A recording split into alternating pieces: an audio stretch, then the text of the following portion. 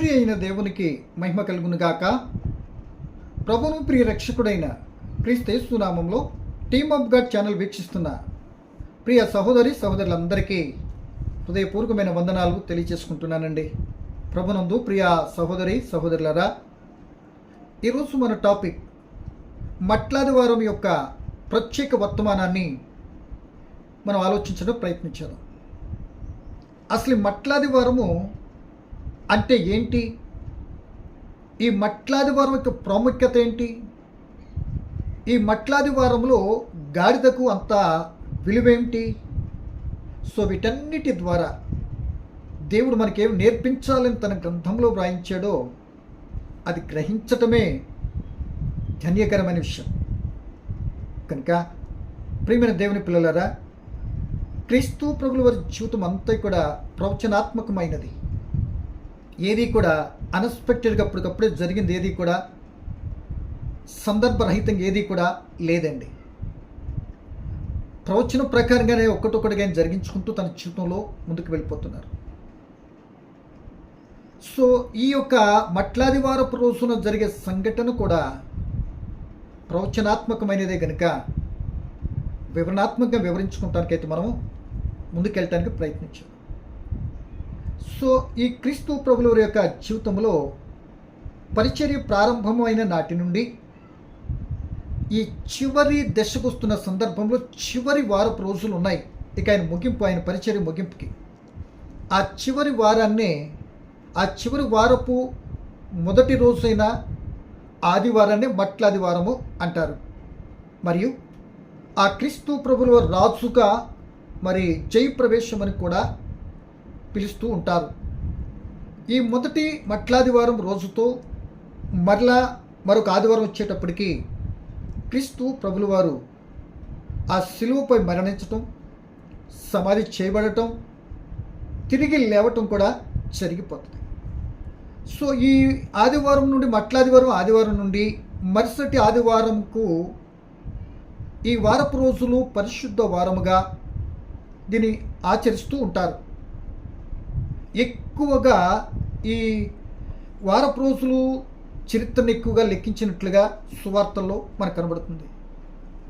క్రీస్తు ప్రభుల వారు వాస్తవంగా ఆ యేసు ప్రభుకి తెలుసు ఇప్పుడు ఆయన ఎందుకు చివరి వారంలో యెరూషలేముకి వెళ్తున్నాడు అని బాగా తెలుసు. ఎందుకు అంటే చనిపోవటానికే వెళ్తున్నాడు. దానికి ముందు శిష్యులతో కూడా చెప్పాడు, ఇదిగో మనం యెరూషలేము వెళ్తున్నాం, మనిషి కుమారుడు పాపుల చేతికి అన్యుల చేతికి అప్పగించబడతారు, సిలువ వేసి చంపుతారు, సమాధి చేయబడతారు, తిరిగి లేపబడతారని శిష్యులతో కూడా చెప్పారు. అంటే వీళ్ళందరూ శిష్యులు యేసు యెరూషలేముకి ఎందుకు వస్తున్నారో విషయం కాన్సెప్ట్ తెలుసు వీళ్ళకి. యేసు కూడా చెప్పారు కనుక వీళ్ళు యెరూషలేముకి వస్తుంటే యెరూషలేములో ఉన్న మత పెద్దలు ఏం చేస్తున్నారంటే ఈయన ఎప్పుడు వస్తాడా పస్కా పండుగకు చంపేదమని మరి వాళ్ళు చక్కటి ప్లాన్లతో వాళ్ళు ఉన్నారు. 2 సో అక్కడ ప్రజలందరూ కూడా మరి చనిపోయిన లాజరును లేపిన క్రీస్తు మరి ఇక్కడికి యెరూషలేముకి వస్తున్నాడు పస్కా పండుగకు, ఆయన చూడాలి అని ఆయన రాజుగా అభిషేకించినట్లుగా రాజుగా హోసన్నా అని చక్కటి స్వాగతాలతో జేజేలు కొడుతూ స్వాగతించాలని ఈ ప్రజలందరూ కూడా రెడీగా ఖర్జూరు బట్టలు పట్టుకొని ఉన్నారని మనం ఆలోచించాలి. ఈ విధంగా 3 విధాలుగా ఈయన యెరూషలేముకి వెళ్తే జరిగే సంఘటనలు ఇలా ఉన్నాయి. ఇవన్నీ జరుగుతూనే క్రీస్తుకు తెలుసుండి మరణాన్ని వెతుక్కుంటూ ఆయన వస్తున్నాడు. వెతకపోయినటువంటి తీగ వాళ్ళ కాలికి తగిలినట్లుగా వాళ్ళు రెడీగా మతాధికారులు రెడీగా ఉన్నారు. సో ఇది ఈయన యెరూషలేముకి సమీపిస్తూ ఆ గాడిద వెళ్ళిన తర్వాత జరిగే సంఘటనలు. వాక్యాన్ని చదివి వివరణలోనికి వెళ్ళటానికైతే మనం ప్రయత్నించాం. ఆయన ప్రయాణానికి వెళ్ళేటప్పుడు ఎందుకు గాడిదనే ఎన్నుకున్నారు? ఆ ఎన్నిక యేసు ప్రభు ఎన్నుకున్నారా, లేక దేవుడే ఆ ఎన్నికను చేసి పెట్టాడా అనేది కూడా మనం గ్రహించాలి. చూడండి, మాటను బట్టి మనం చూస్తే ప్రియ దేవుని పిల్లలారా, మరి మార్కు రాసిన సువార్తలో చక్కటి మాట మనకు కనపడుతుంది. ఆ మాట చదువుకొని ముందుకెళ్ళటానికైతే మనం ప్రయత్నించేదామండి. క్లుప్త వివరణ ఇవ్వటానికి నేను ఇష్టపడుతున్నాను. చూడండి, యేసుప్రభు శిష్యుల వారు యెరూషలేము సమీపిస్తున్న సందర్భం ఇది. మార్కు రాసిన సువార్త 11వ అధ్యాయం 1వ వచనం నుండి. వారు యెరూషలేమునకు సమీపించి ఒలీవల కొండ దగ్గరున్న బేత్బేగే బేతనియా అను గ్రామాలకు వచ్చినప్పుడు ఆయన తన శిష్యులలో ఇద్దరిని చూచి, మీ ఎదుటనున్న గ్రామమునకు వెళ్ళుడి, అందులో మీరు ప్రవేశింపగానే కట్టబడిన ఒక గాడిద పిల్ల కనబడును, దాని మీద ఏ మనుషుడును ఎప్పుడును కూర్చుండలేదు, దాన్ని విప్పి తోడుకొని రండి. ఎవడైనా మీరెందుకు ఇలాగ చేయుచున్నారని మిమ్మల్ని అడిగిన ఎడలా అది ప్రభువునకు కావాల్సి ఉన్నదని చెప్పుడి.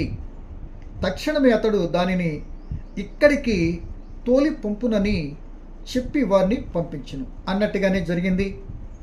ఆ సంఘాన్ని కూడా వీళ్ళు చెప్పుకొని మొత్తం మీద గాడిద పిల్లను యేసు దగ్గరికి వారు తీసుకుని వచ్చారు. తీసుకుని వచ్చిన తర్వాత ప్రియమైన దేవుని పిల్లలారా, ఇక్కడ గాడిద మీద అప్పటికి ఎవ్వరూ కూర్చుండలేదట. అది ప్రభువునకు కావాల్సి వచ్చింది, ప్రభువుకు కావాల్సిందని చెప్పండి అని అన్నారు. ఏది కావాలనికి? ఎప్పుడు ఎవ్వరూ ఎక్కనిది కూర్చుండనిది ఆయనకి అవసరమై ఉంది. సో ఇది ఎక్కడ ఉంది? బంధింపబడింది, కట్టేస్తుంది, కట్టబడిన గాడిదానికి కావాల్సి వచ్చింది. దాని కట్టులు విప్పారు, దాన్ని తోడుకొని వచ్చారు. ఇప్పుడు ఈ గాడిద, ప్రియ దేవుని పిల్లలరా, ఆ గాడిద పైన బట్టలు పరిచారు. ఏమండి? మొత్తం మీద యేసు ప్రభుని ఎక్కించారు. ఇక యేసు ప్రభుని ఎక్కించిన తర్వాత ప్రియ దేవుని పిల్లలరా, ఆ గాడిద మీద ఉన్న యేసు ప్రభు యెరూషలేమునకు వస్తూ ఉంటే ఇక ప్రజలందరూ చేస్తున్నది ఏంటో తెలుసా? వారి దారి పొడుగున వారు బట్టలు పరిచి, వారు ఖర్జూరపు బట్టలు పట్టుకొని హోసన్నా హోసన్నా హోసన్నా, ఇశ్రాయేలు రాజు స్తుతింపబడును గాక, ప్రభు పేరుతో వచ్చేవాడు స్తుతింపబడును గాక అని అంటూ జేజేలు నినాదాలు పలుకుతూ స్తుతి గీతాలు పాడుతూ మొత్తం మీదని యెరూషలేముకి స్వాగతిస్తున్నారు. ఒక రాజును మరి ఆహ్వానించినట్లుగా, ఒక రాజును పిలిచినట్లుగా, ఆహ్వానించినట్లుగా, అభిషేకించినట్లుగా వారు స్వాగతిస్తున్నారు. బాగా గమనించాలి. ఈ విషయము మతాధికారులకి నచ్చల. యేసు మీద ఎన్నో ఎలిగేషన్ తెస్తున్నారు. లోకమంతా ఆయన వెంబడి వెళ్ళిపోతుంది, కంగారు పడిపోతున్నారు. యేసు మాత్రము ఆ గాడిద మీద నెక్కి ఆయన వస్తూ ఉన్నాడు. సో ప్రియమైన దేవుని పిల్లలారా, యేసు మరి ఎందుకు గాడిదనే ఎన్నుకున్నాడు? లేకపోతే ఎందుకు గాడిదనే కావాలి అనుకున్నాడు? గాడిద మీదనే ఎక్కి ఎందుకు విషయం రావాలి అని తలుస్తున్నాడు అంటే ఒకటే కారణం, అది ప్రవచనం నెరవేర్చబడాలి కనుక ఆ విధానంగా జరిగింది. ఏంటో ప్రవచనం చూడండి. జకర్యా పుస్తకము 9వ అధ్యాయము 9వ వచనం చదువుతున్నానండి. జకర్యా ప్రవక్త అయిన జకర్యా వ్రాసిన పుస్తకము 9:9. సియోను నివాసులారా బహుగా సంతోషించుడి, యెరూషలేము నివాసులారా ఉల్లాసముగా ఉండుడి. నీ రాజు, బాగా గమనించాలి, నీ రాజు నీతిపరుడును రక్షణ గలవాడును దీనుడై గాడిద పిల్లను ఎక్కి నీ వద్దకు వచ్చుచున్నాడు. ప్రవచనం ఉన్నది కదా. ఆయన ఎవరట? రాజు, నీతిపరుడైన, రక్షించువాడు, దీనుడు. అంటే ఇన్ని క్వాలిఫికేషన్ కలిగిన నీ రాజు నిన్ను వెతుక్కుంటూ నీ దగ్గరకు వస్తున్నాడు, జయప్రవేశంగా ఎత్తుకుంటూ వస్తున్నాడు అని ప్రవచనం కనపడుతుంది. కనుక వాళ్ళు అంటున్నది అందుకే, ఏమని? ప్రభు పేరిట వచ్చి స్తుతింపబడును గాక, ఇశ్రాయేలు రాజు స్తుతినందును గాక అని జేజేలు పలుకుతూ మట్టలుపుతూ ఆయన రాజుగా యెరూషలేములోనికి ప్రజలందరూ ఆహ్వానించారు, అంటే ఆయన రప్పించారు.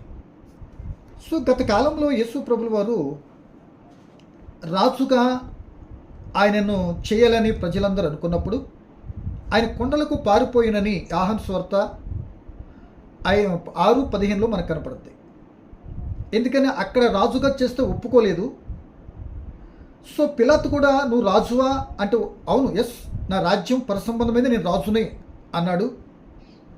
సో ఇక్కడ మాత్రము ఆయన రాజుగా అంగీకరించి వారు కొడుతున్న జేజేలన్నింటినీ కూడా ఆస్వాదించుకుంటూ ఎప్పుడూ జరిగినటువంటి విధానంలో వాళ్ళు చేస్తుంటే ఆయన రాజుగా అంగీకరించి ఈ విధంగా యెరూషలేములోనికి వచ్చేస్తున్నాడు.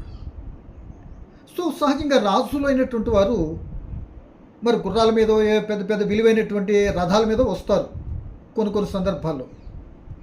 సో ఈ యేసుని గురించి చెప్తున్న మాట ఏంటంటే, ఈ ప్రవచనం ఎప్పుడో ఇది జరగాలి అని ముందుగానే తండ్రిని దేవుడు యేసు ప్రభు ఇలా రావాలి యెరూషలేముకి అని ముందుగానే నిర్ణయించాడు కనుక ఆ నిర్ణయం ప్రకారమే ప్రియ దేవుని పిల్లలారా యేసు ప్రభు వస్తున్నారు. ఆనాడే ఎన్నిక లేనటువంటి ఆ గాడిదకి ఎన్నిక చేసి ఒక స్థానాన్ని దేవుడు నిర్ణయించినట్లుగా మనకు కనబడుతుంది. సో ఈ గాడిదని గురించి 2 మాటలు చెప్పిన తర్వాత ఆయన గాడిదనెక్కి రాజుగా వస్తున్న సందర్భాన్ని మనం ఒక్కసారి మరలా వెనక్కి ఆలోచిస్తే, ఆనాటి ఇశ్రాయేలీయులైనటువంటి రాజులు అభిషేకించినప్పుడు ఏ విధంగా వారిని అభిషేకించారో అదే తీరు ఇక్కడ మనకు కనబడుతుంది కనుక ఆ మతాధికారుల గుండెలు గుబేలు పుట్టింది. అందుకే సో ఇప్పుడు గాడిదని గురించి కొన్ని మాటలు మనం ఆలోచించడం ప్రయత్నించాము. గాడిదని ఎందుకు ఎన్నిక చేసుకున్నారు అని అంటే, అనేక మంది దైవజనులు చెప్పే మాట కూడా ఎలాగుంటుంది, ఏమని, ఆ గాడిదలము మనమేనండి అంటారు. నిజమే, నేను కూడా అదే మాట చెప్పడానికి ఇష్టపడుతున్నాను. మనమే ఆ గాడిదలమి. సో గాడిద లాంటి బ్రతుకుని ఈ రోజున గాడి తప్పిన జీవితాలను గాడిలో పెట్టి, నువ్వు గాడిదవు కాదు, గొర్రెపిల్లగా దేవుని కొరకు తగ్గించుకొని ఆయన చిత్తం నెరవేర్చే బిడ్డగా బ్రతకాలి అని మనల్ని అయితే రక్షించుకున్నాడు. ఆ ప్రారంభ దశలో ఉన్నటువంటి మాటలు ఇప్పుడు మనం మాట్లాడుకుంటున్నాం. సో ప్రియమైన దేవుని ఈ గాడిద, ప్రియమైన వాళ్ళరా, గాడిదలు చాలా రకాలు ఉన్నాయండి. ఏ రకాలు ఉన్నాయి?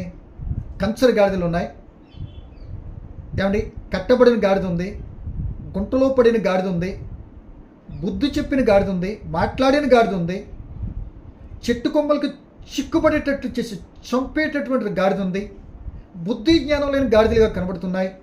కానీ ఇవన్నీ ఉన్న గాడిదకు మాత్రం ప్రియ దేవుని బిడ్డ తన సొంతమని దొడ్డే తెలుసును అని యెషయా గ్రంథంలో కూడా మనం చూస్తాం.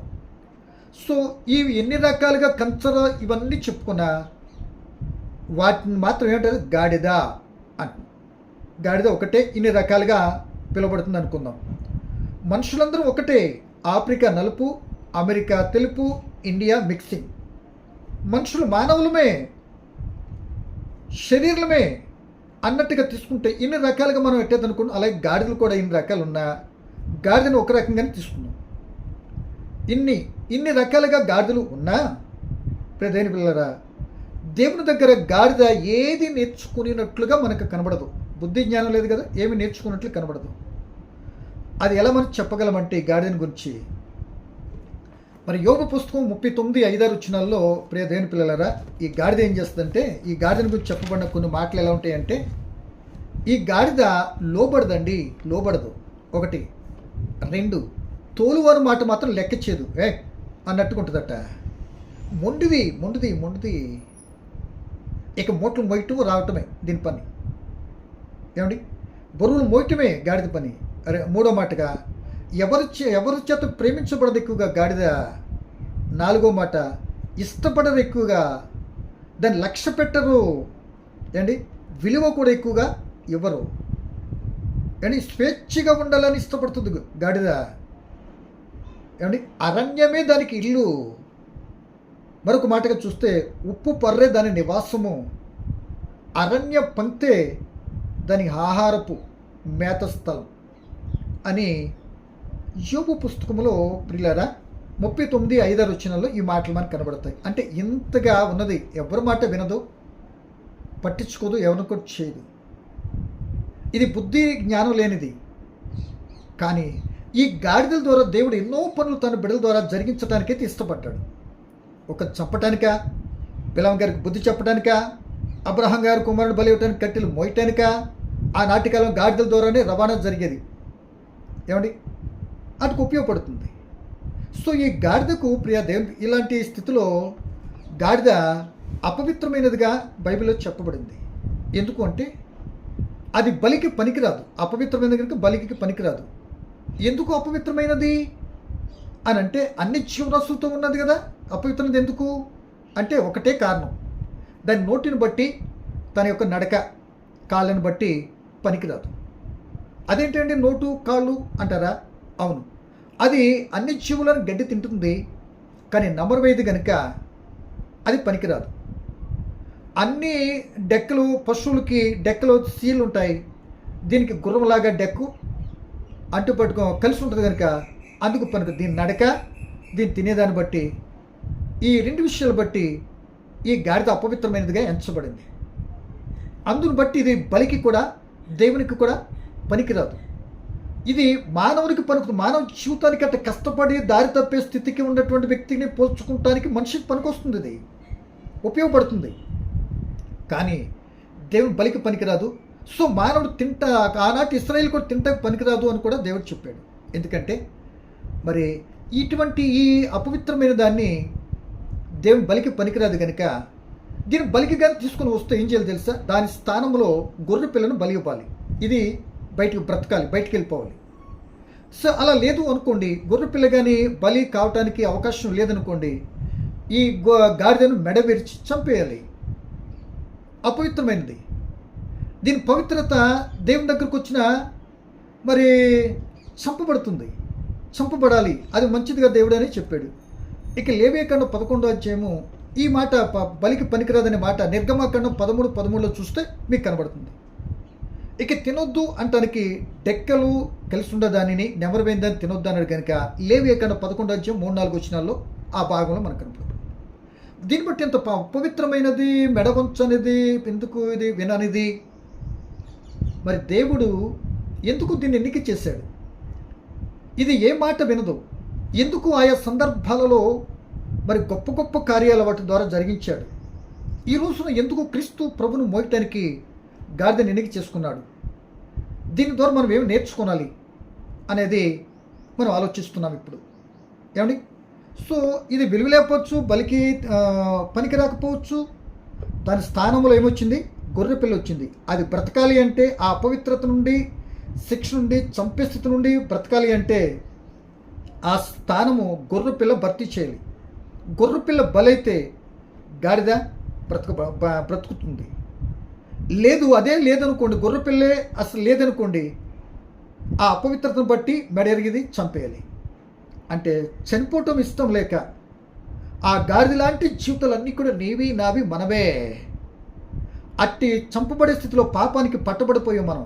సంఖ్యాకాండం 32:23లో పాపం మిమ్మల్ని పట్టుకుంటుంది, అది వదిలేది కాదు, నువ్వు వదిలినా అది వదలదు.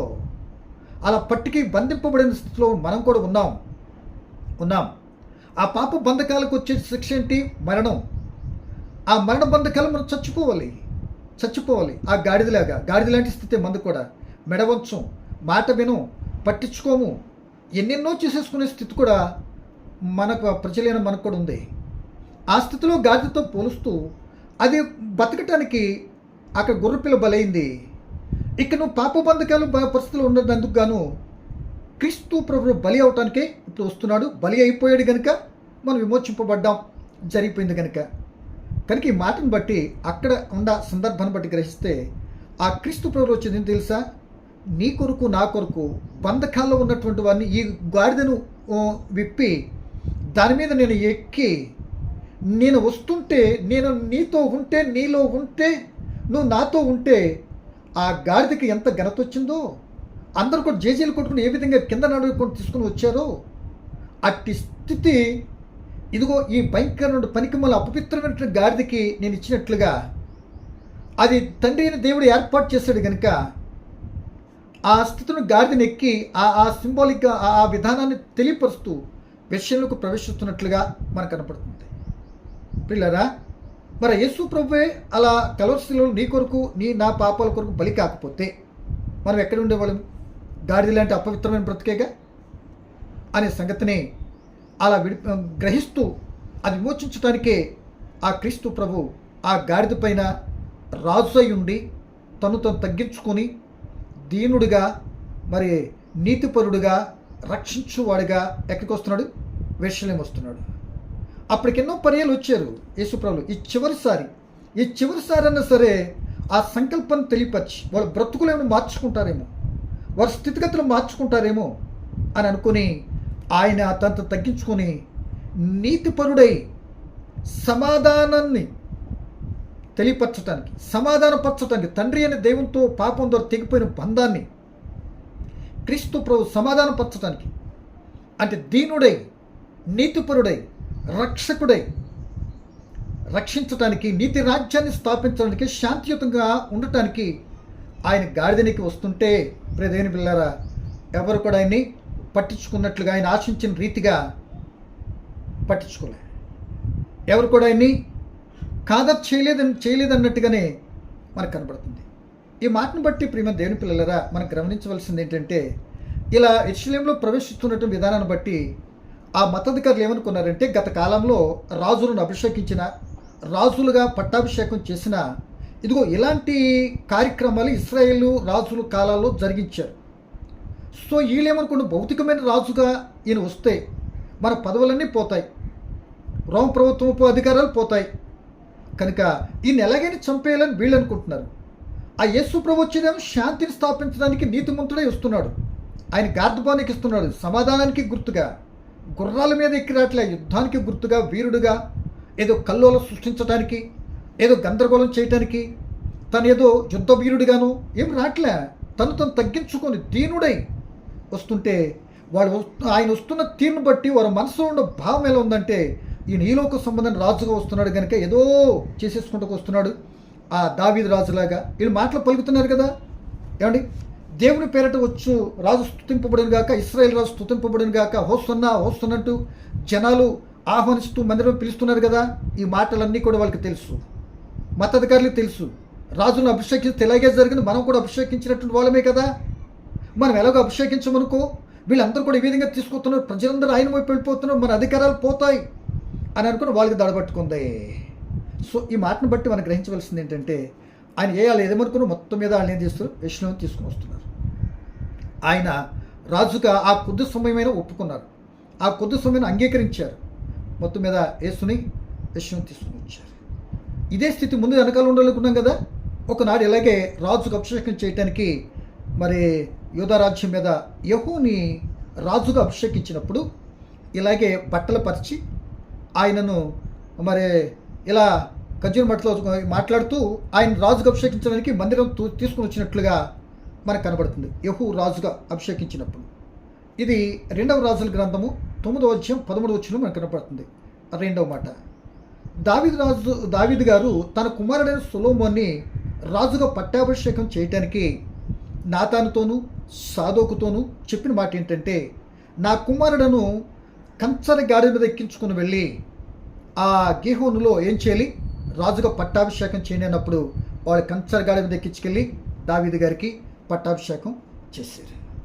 సో మరొక మాట, చరిత్రలో జరిగిన ఒక మాట ఏంటంటే, ప్రియమైన వాళ్ళరా, అక్కడ ఉన్నటువంటి సందర్భాల్లో ఆ యొక్క యాంటియోకస్ ఎపిఫెనస్ ఆ యొక్క మందిరాన్ని అంతా కూడా అపవిత్రపరిచి పందిని బలించినట్లుగా పాడు చేశాడు. ఏమండి, ఆ పాడు చేసిన సందర్భంలో మరి మక్కాబీయులు వీళ్ళందరూ తిరుగుబాటు చేసి ఆ పరిస్థితి అంతా కూడా దేవుని పిల్లలరా, ఆ యొక్క పరిస్థితి అంతా కూడా తారుమారు చేసి ఆ యొక్క అపవిత్రపరిచిన మందిరాన్ని పరిశుద్ధపరచడానికి వీళ్ళు తిరుగుబాటు చేసి మొత్తం మీద విజయం చేకూర్చుకొని మళ్ళీ ప్రజలందరూ కలిసి మరలా మందిరం శుభ్రపరిచి ఇదే విధానంతో కొబ్బరి మట్ట మరి ఖర్జూరపు మట్టలు పట్టుకుని బట్టలు పట్టుకుని సంతోషం మందిరంకి వెళ్ళే స్థితి కూడా కనబడుతుంది. క్రీస్తుకు పూర్వము 175 సంవత్సరంలో చరిత్రలో చెప్పబడుతున్న మాట. ఈ స్థితిని బట్టి యేసు ప్రభువు కూడా రాజుగానే వస్తున్నాడు, రాజుగానే ఇప్పుడు వస్తున్నాడు, రాజునని చెప్పుకున్నాడు.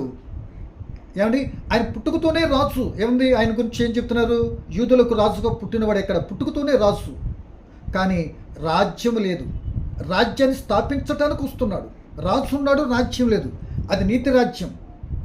అంటే భయంకరమైన స్థితిలో ఉన్నటువంటి నీతి రాజ్యంలోనికి నడిపించడానికి నీతి గల రాజుగా మరి రక్షించేవాడిగా ఆయన వస్తున్నాడు. సో అలా వస్తున్నాడు. ఆయన రాజుగానే బ్రతికాడు, రాజుగానే జీవించాడు, రాజుగానే చనిపోతాడు, రాజుగానే సమాధి చేయబడతాడు, తిరిగి రాజులకు రారాజుగా, రాజుగానే తిరిగి లేచాడు, రాజులకు రారాజుగా తిరిగి రాబోతున్న సంగతి మనందరికీ తెలిసిందే. ఏమండి, ఈ మాటను బట్టి మనం గ్రహించవలసింది ఏంటంటే, అలా రాజుగా అక్కడికి వచ్చిన తర్వాత వీళ్ళందరూ కూడా ఆయనను చంపడానికి ఎన్నో ప్లాన్లు వీళ్ళు ఉన్నారు కదా, ఈ ప్రజలు కంగారు పడుతున్నారు కదా.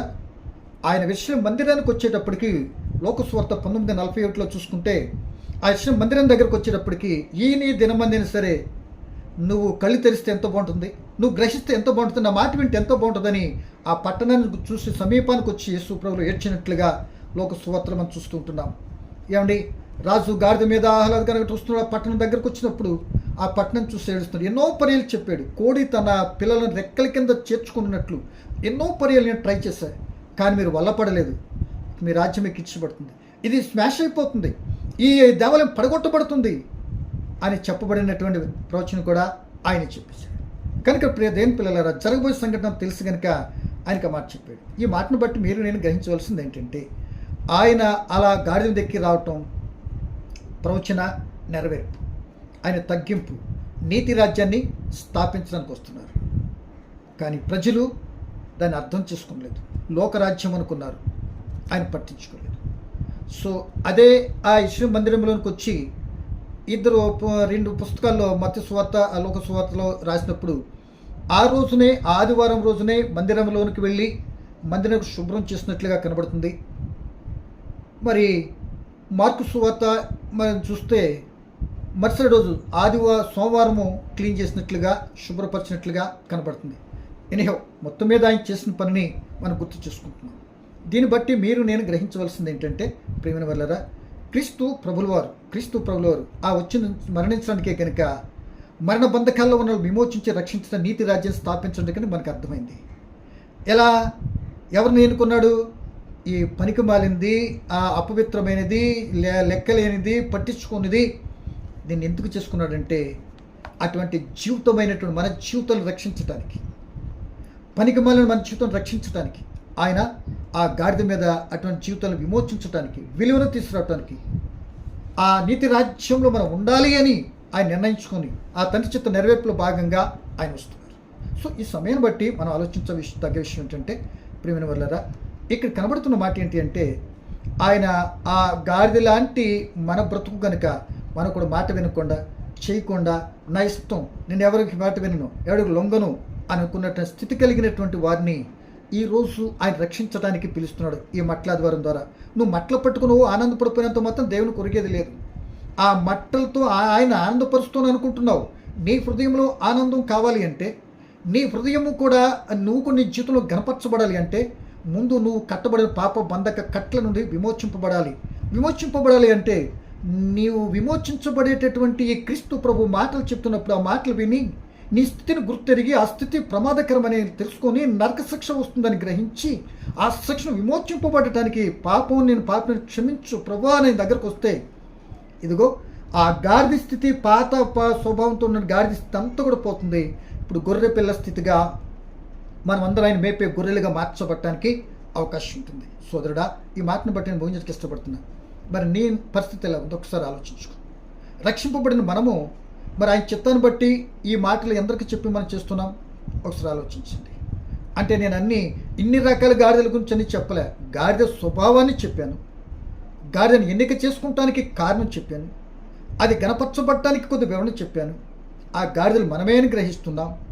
మనం కూడా అలా గణపరచబడిన క్రీస్తుని మోసరించేట వ్యక్తిగా, ఆ క్రీస్తుని కలిగి ఉన్నటువంటి వ్యక్తిగా మనం ఉంటే మన జీవితం ధన్యకరం అవుతుంది. ఈ మాటల ద్వారా మనం నేర్చుకోవాల్సింది ఏంటంటే, ఈ గాడిద ద్వారా లేకపోతే ఈ మట్ల ద్వారం ద్వారా ప్రియమైన వాళ్ళరా, దేవుని చిత్తాన్ని ఎరిగి ఆయనకి ఇష్టకరమైన జీవితం జీవించి ఇంకా నువ్వు రక్షణ పొందకపోతే ప్రమాద స్థితి కనుక, ఇదిగో క్రీస్తు రక్షించడానికి రక్షకుడిగా నీ హృదయంలోనికి, నీ ఇంటిలోనికి, నీ ఒంటిలోనికి నువ్వు ఆహ్వానించుకుంటే అంతవరకు ఉన్నటువంటి పాప బంధకాలన్నీ కూడా బయటికి వెళ్ళిపోతాయి. నీతిని న్యాయాన్ని అనుసరించేటువంటి వ్యక్తిగా నువ్వు ఉండడానికి అవకాశం ఉంటుంది. అంతవరకు పాపం ద్వారా నీ జీవితం గేలిపరుస్తూ విలువ లేకుండా ఎన్నో రకరకాల పరిస్థితి ఉండొచ్చు. ఇప్పుడు ఆ క్రీస్తు ప్రభువును అంగీకరించినట్లయితే నీ జీవితంలో ఒక విలువ వస్తుంది, ఘనపరచబడతావు, నెమ్మది కలిగి ఉంటావు, సంతోషిస్తావు, నీతి రాజ్యంలో ఉంటావు. ఒక రోజు నా పరలోకం వెళ్ళటానికి అవకాశం దక్కుద్ది. రక్షణ పడినటువంటి ఈ రాజ్యంలో ఉన్నారు, ఇంకా నువ్వు రక్షణ పొందకపోతే రాజ్యంలో ఉండటానికి ఇట్టి స్థితిని మరి అనుసరించాలి అని ఈ మాటల ద్వారా తెలియపరుస్తూ మరి ఈ మాటను ముగిస్తుంది. పరమ తండ్రి మీకు వందనాలు. పలకబడిన మాటలు పరమార్థం ఏంటో నీ బిడ్డలు మేము గమనించి మీ చిత్తానుసారం సాగిపోయే కృప వినే బిడ్డలందరూ మీరు దీవించండి. మేము ఒక మరి గాడిదగా ఉన్నప్పుడు మమ్మల్ని గొర్రె పిల్లగా మీరు మార్చుకున్నారు, మా స్థానాన్ని మీరు తీసుకుని విమోచించారు. తండ్రి, మీరు విలువనిస్తేనే మా బ్రతుకులు విలువగుంటాయి. మీ చిత్తానుసారంగా మీ మాటను బట్టి మీరు జీవించే కృప వినని బిడ్డలైన మాకు అందరికీ దయచేసి మీరే మహిమ పొందమని, రక్షణ పొందని బిడ్డలుగా ఉంటే ఈ రోజు మీ కుమారుడు క్రీస్తు సొంత రక్షణగా అంగీకరించి విలువైన జీవితాలుగా మార్చబడటానికి సహాయం చేయమని, రేపటి కలుసుకోవటం మీరు అంగీకరిస్తే కృప చూపమని క్రీస్తు యేసు నామమున ప్రార్థన అడిగి వేడుకుంటున్నాను తండ్రి. ఆమేన్.